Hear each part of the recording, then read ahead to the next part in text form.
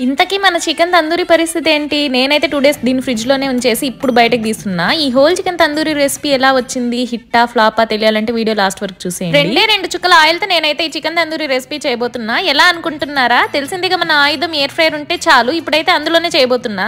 Air fryer లో direct గా కూడా పెట్టేయచ్చు ఈ చికెన్ ని, కానీ దాన్ని మళ్ళీ తోమాలంటే బద్ధకం. అందుకే ఈ బేకింగ్ ట్రే లో సిల్వర్ ఫాయిల్ కవర్ వేసి మరి చికెన్ దానిపైన పెట్టా. సో చికెన్ అవ్వగానే ఆ సిల్వర్ ఫాయిల్ కవర్ పడేయచ్చు. బేకింగ్ ట్రే కూడా ఊరికే అలా వాష్ చేసి పెట్టేయచ్చు. నేను ఎంతసేపు అయినా ఎన్ని వెరైటీస్ అయినా వంట చేయమంటే చేస్తా, కానీ ఈ సామాన్లు కడగడం క్లీన్ చేసుకోవడం అంటే భలే బద్ధకం. అందుకే ఈజీగా వెతుక్కుంటా. ఇంకా ఈ రెసిపీ గురించి వచ్చేస్తే వీడియోలో చూస్తున్నట్లుగా ఫస్ట్ అయితే 200 degrees Fahrenheit లో 40 minutes కుక్ చేశాక మళ్ళీ సెకండ్ టైం 350 degree Fahrenheit లో 40 minutes కుక్ చేసుకోవాలి. అప్పుడే మంచిగా లోపల వరకు కుక్ అవుతుంది. ఇంకా టేస్ట్ విషయానికి వచ్చేస్తే ముందుగా అయితే చెయ్యి కాలింది, తర్వాత నోరు కాలింది. 2 days ఫ్రిడ్జ్ లోనే ఉండేసరికి మసాలా మొత్తం గట్టిగా చికెన్ కి భలే పట్టేసింది. స్పైసీగా అద్దరిపోయింది. లెగ్ పీస్ తుంచుదామంటే చెయ్యి కాలిపోతూ ఉంది. కొంచెం ఆరకు చూడండి, ఊరికే అలా లాగితే ఊడొచ్చేస్తుంది, అంత బాగా కుక్ అయింది.